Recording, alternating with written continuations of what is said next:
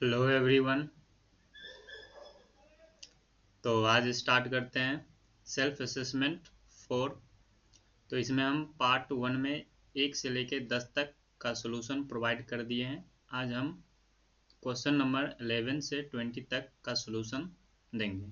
तो हम स्टार्ट करते हैं क्वेश्चन नंबर 11 में।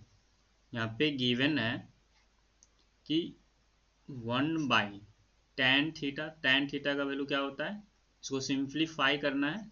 tan प्लस कॉट थीटा है, तो यहाँ से हम cos theta by sine theta लिख सकते हैं, क्योंकि यहाँ पे tan थीटा का ये फॉर्मूला होता है और ये कॉस थीटा को, मतलब इसको ब्रेक करना है। जैसे हम इसको एलसीएम लेके सॉल्व करेंगे तो नीचे में क्या आ जाएगा, साइन थीटा और कॉस थीटा एलसीएम आ जाएगा। जब कॉस से डिवाइड करेंगे तो कॉस कट जाएगा और साइन साइन ये साइन स्क्वायर हो जाएगा। उसी तरह से फिर साइन से करेंगे तो साइन कट जाएगा और कॉस बचेगा तो कॉस स्क्वायर हो जाएगा। और यहाँ से ऊपर में 1 है तो इसका वैल्यू क्या हो जाएगा, 1 हो जाएगा। और जब ये फ्रैक्शन में तो ये ऊपर चला जाएगा, तो साइन थीटा कॉस थीटा, तो इसका ऑप्शन ए सही हो जाएगा 12 नंबर में। अब ये सेक स्क्वायर, ये तो आइडेंटिटी है, सेक स्क्वायर माइनस 1 है तो ये क्या होता है आपका tan स्क्वायर हो जाएगा, tan स्क्वायर थीटा इंटू फिर ये क्या होता है आपको, ये कॉट स्क्वायर। तो tan इंटू कॉट क्या होता है, 1 होता है, तो इसका ऑप्शन बी हो जाएगा। ठीक है। ऐसे भी ये आइडेंटिटी आपके सिलेबस में है नहीं, ये आप sec square theta minus tan square theta equal 1, आपको सिर्फ ये आइडेंटिटी पे ही बेस्ट क्वेश्चन पूछेगा, sine square theta plus cos square theta equal 1। इस आइडेंटिटी के हेल्प से जितने भी क्वेश्चन बनेगा बस इसी के बेस्ट आपसे क्वेश्चन पूछा जाएगा। ऐसे फिर भी यहाँ पे दिया हुआ है तो इसको हम इसे देख लिए, इसका 1 होगा, लेकिन इस पर कम चांस है आने का। ठीक है। अब 13 नंबर में the length of a string between kite. अच्छा, यहाँ पे काइट है तो काइट तो यहाँ से कुछ मान लेते हैं कि ये काइट है और ये ग्राउंड है और ये डिस्टेंस है,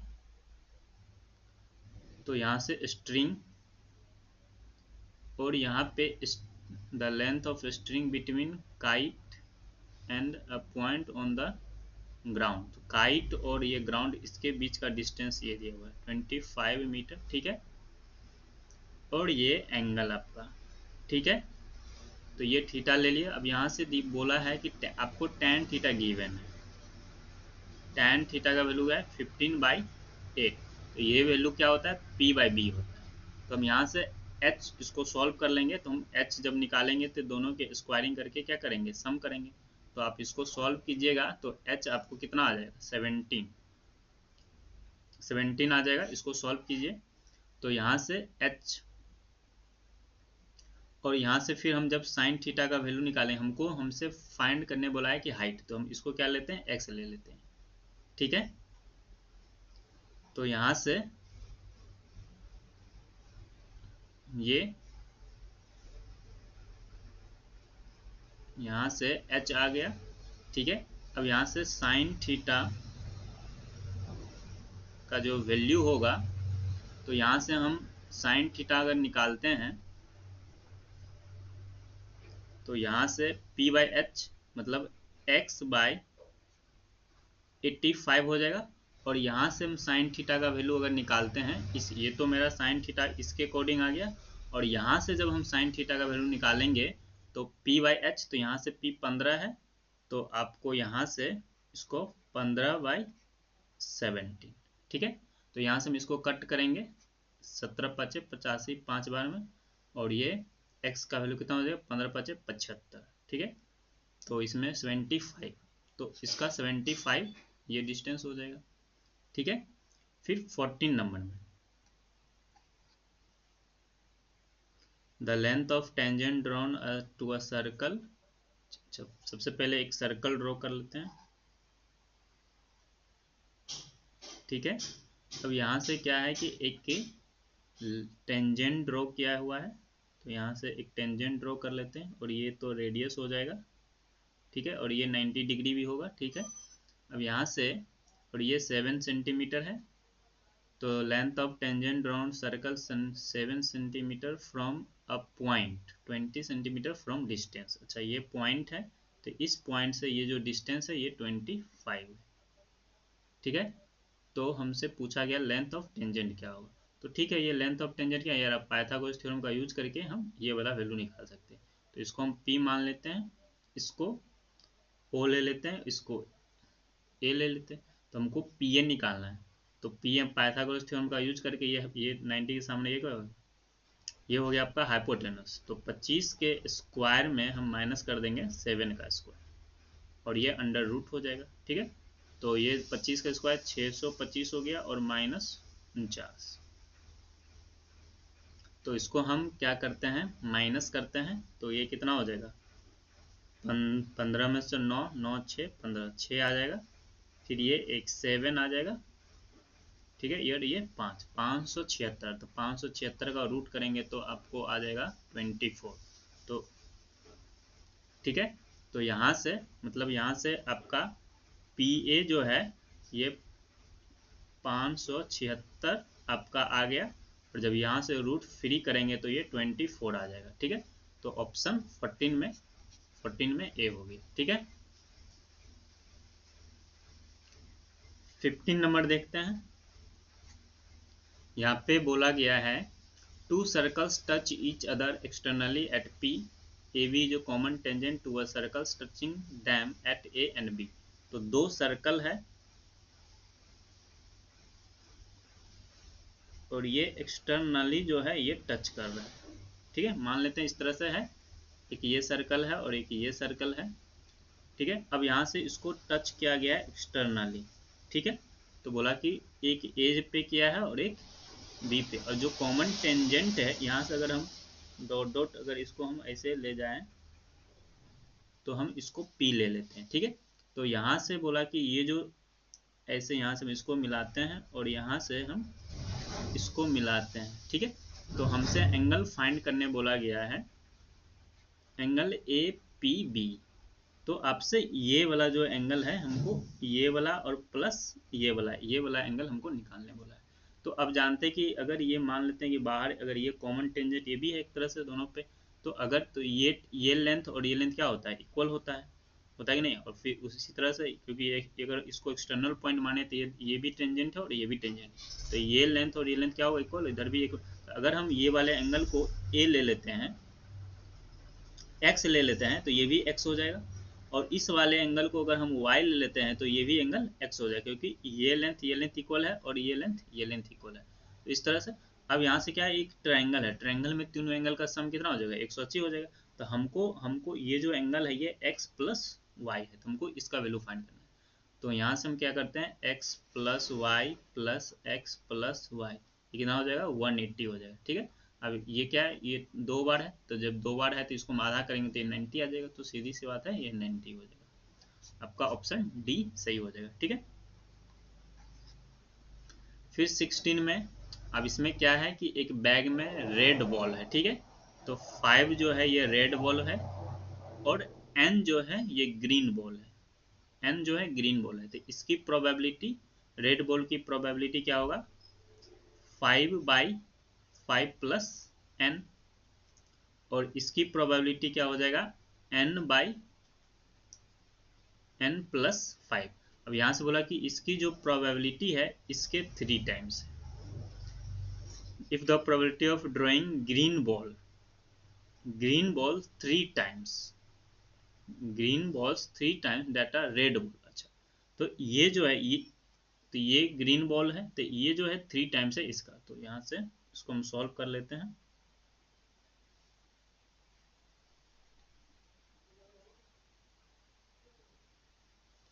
तो अब ये ग्रीन बॉल जो है इसकी जो प्रोबेबिलिटी है इसके 3 टाइम्स है ना, ये 3 टाइम्स है। तो यहाँ से हम इसको सॉल्व करते हैं, तो यहाँ से ये 3 टाइम्स ये कितना हो गया, तो एक तरह से ये तो कट ही गया नीचे नीचे, तो n का वैल्यू 15, तो सीधा ही आ रहा है n का वैल्यू 15 हो जाएगा। ठीक है। तो ये तो 15 हो गया। 17 नंबर, यहाँ पे two identical fair dice have number 1 2 6 written. अच्छा, यहाँ पे देयर फेसेस एंड टॉस समझ, मतलब अब यहाँ आपके पास दो डाइस है, ठीक है। अब उसको क्या किया, दोनों डाइस को एक साथ टॉस कर दिया। अब दोनों डाइस पे कोई ना कोई नंबर होगा, तो बोला कि जो भी नंबर है, what is the probability that the product of number turn up is 12। मतलब कि अगर मान लेते हैं कि यहाँ पे एक डाइस है, मान लेते हैं ये एक डाइस हुआ, और जैसे दो डाइस को हम रोल किए थे, एक पे मान लेते हैं कि ये 3 आया और एक पे 4 आया, तो दोनों का प्रोडक्ट क्या होगा, 12 हो जाएगा, ठीक है। तो इसी तरह से बोल रहा है कि उसकी प्रोबेबिलिटी आने की क्या है। तो अब ये कितने पेयर है जो 12 हो सकता है। तो अब यहाँ से अगर हम, तो 1 मल्टीप्लाई करना है, 1 से किसी को मल्टीप्लाई, 1 से मेरा पास 6 है तो नहीं आएगा। 2 और 6 अगर करते हैं तो ये 12 हो जाएगा मल्टीप्लाई। मतलब जो भी नंबर आएगा, एक मान लेते एक डाइस पे 2 आया, एक डाइस पे 6 है, तो दोनों को मल्टीप्लाई क्या है 6। और 3 से 3 4 हो जाएगा, 4 से 4 3 हो जाएगा। 5 से किसी भी नंबर को अगर मल्टीप्लाई करेंगे तो 12 हो नहीं सकता, ठीक है। 5 से नहीं, 6 से, फिर 6 से 2 करेंगे, तो ये मेरे पास दो दो 4 नंबर है जो पॉसिबल है, जो मेरे पास जो उसका प्रोडक्ट जो है वो 12 हो सकता है, ठीक है। तो मेरे पास प्रोबेबिलिटी फेवरेबल नंबर कितना है, 4 है। और मेरे पास अब जानते हैं कि दो डाइस को जब हम एक साथ टॉस करते हैं तो मेरे पास टोटल पॉसिबिलिटी आउटकम्स 36 होता है। इसको हम कट करेंगे तो ये 1/9 आ जाएगा। तो ये आपका ऑप्शन 17। फिर 18 नंबर में, अच्छा यहाँ पे देखिए, आप यहाँ पे दिया है, अगर यहाँ पे हम चाहें तो यहाँ पे ही हम एक, इसी में हम यहाँ पे मार्क्स बिलो जो है ये 3 है, ठीक है। तो ये मार्क्स बिलो मतलब कि ये 0 से 10 मान लेते हैं, और ये बोला कि 10 से, तो अब यहाँ से मतलब ये 3 है, मान लेते हैं कि ये जो मेरा फ्रीक्वेंसी निकालने, एक तरह से ये जो दिया है ना, ये CF दिया हुआ है, ये जो दिया हुआ है ये CF दिया हुआ है, ठीक है।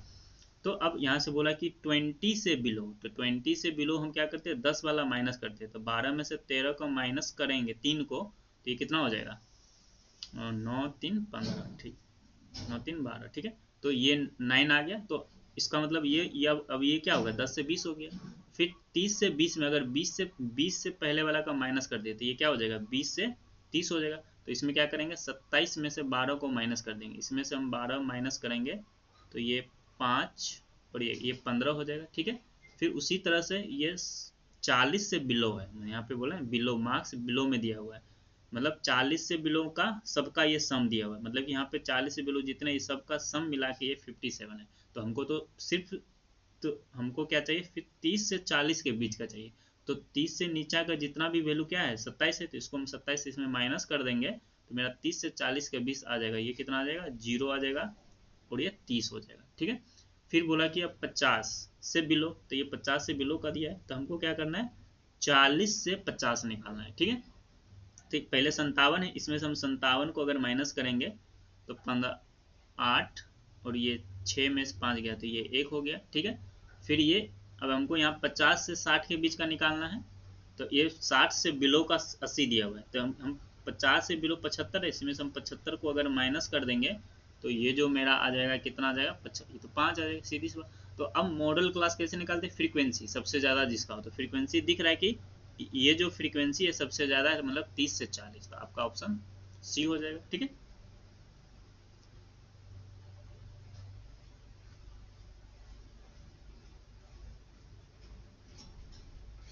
अब 19 नंबर में, एक Rampal decide to donate canvas for 10 tents conical in shape with base diameter 14 meter and height 24 meter, center for handicapped persons welfare, thus length height of the conical tent is 25, ठीक है।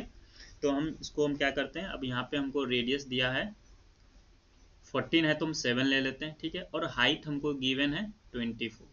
तो अब यहाँ से सेलेंट हाइट जो है हमको given है ये 25, तो हम सेलेंट हाइट निकाल के देखते हैं कि क्या इतना आ रहा है कि नहीं। तो सेलेंट हाइट कैसे निकालते हैं, एल का स्क्वायर इक्वल एच का स्क्वायर प्लस आर स्क्वायर। तो हम यहाँ से अगर इसका दोनों स्क्वायर अगर इक्वल हो गया तो मेरा ट्रू हो जाएगा। तो एच कितना है 24 का स्क्वायर 5 5 और ये अब इसको जोड़ते हैं, ये कितना है, ये मतलब ये 25 का स्क्वायर कितना होता है 625। अगर ये 625 आ गया तो हाँ ठीक है, तो ये 625 का मतलब ये जो है ट्रू है। असर्शन जो है 19 में, ये मतलब जो असर्शन है इसमें ये ट्रू है। ठीक है, अब यहां से हम रीजन वाले पार्ट देखते हैं कि ये क्या है। According to surface area of 10 अच्छा, तो सरफेस एरिया क्या होता है पाई आर एल होता है। यहाँ से हम 22/7 इंटू 7 इंटू एल कितना है 25। ठीक है, यहाँ से इसको हम मल्टीप्लाई कट करेंगे तो यहाँ से ये आ जाएगा। तो इसको हम क्या करते हैं, ये 22 को 25 से मल्टीप्लाई करते हैं। तो कैसे करेंगे, तो हम क्या करते हैं इसको 11 इंटू 2 कर देते हैं और 25 को 2 से कर देंगे तो ये 50 हो जाएगा। ठीक है, कैलकुलेशन आसान होगा। अब 11 5 55। ठीक है, तो 5500 तो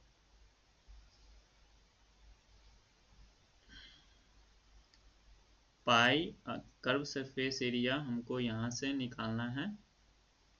अच्छा, सरफेस एरिया है तो ये आपका इतना आ गया। ठीक है, तो ये अच्छा हमको 10, तो यहाँ 10 से मल्टीप्लाई करें, हमको 10 का चाहिए। ठीक है, तो यहाँ से तो इसका मतलब रीजन भी सही हो और एक्सप्लेनेशन भी करे तो आपको समझिए बहुत सही और एक्सप्लेनेशन भी है, तो इसके हिसाब से आपको 19 में ऑप्शन ए सही हो जाएगा। ठीक है, अब 20 नंबर में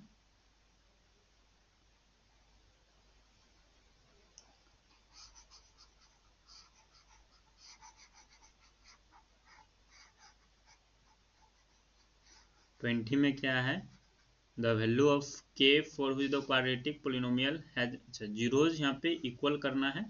तो यहाँ से हम देखते हैं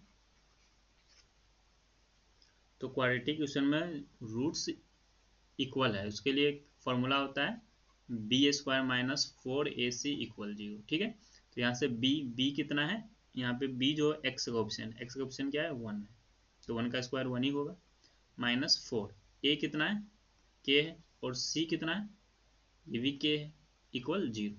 तो 1 माइनस 4 के स्क्वायर इक्वल 0। तो यहाँ से 4 के स्क्वायर इक्वल 1, तो यहाँ से जैसे जाएगा तो ये प्लस माइनस 2 तो आ ही जाएगा 1/, ठीक है, प्लस माइनस 1/2 तो सही है। यहाँ से अगर इसको अच्छे से सॉल्व करते हैं,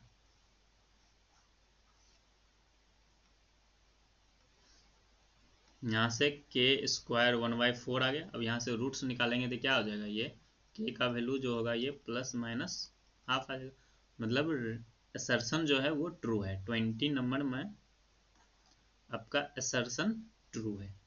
ठीक है, अब यहाँ पे रीजन देखते हैं। रीजन में क्या है, यहाँ पे 3 if all 3 zeros of cubic polynomial are positive then at least one of a b c are non negative. अच्छा ठीक है, अच्छा इसे भी ये आपका जो क्यूबिक पोलिनोमियल है, तो क्यूबिक पोलिनोमियल आपके सिलेबस में है नहीं, इसे ये पूछेगा तो नहीं, फिर भी हम आपको क्वेश्चन समझा देते हैं, आपको घबराना नहीं है कि क्यूबिक नहीं पूछेगा आपके सिलेबस में।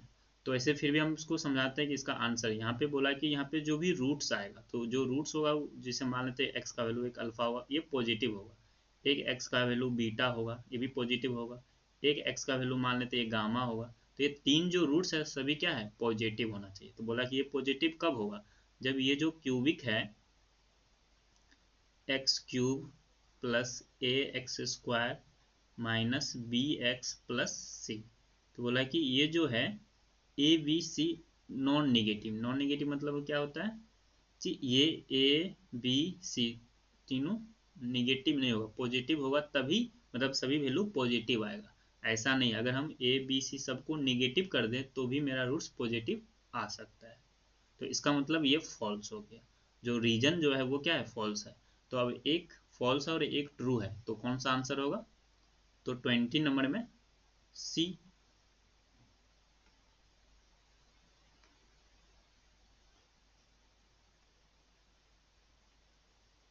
तो इसमें सी सही हो जाएगा। ठीक है, तो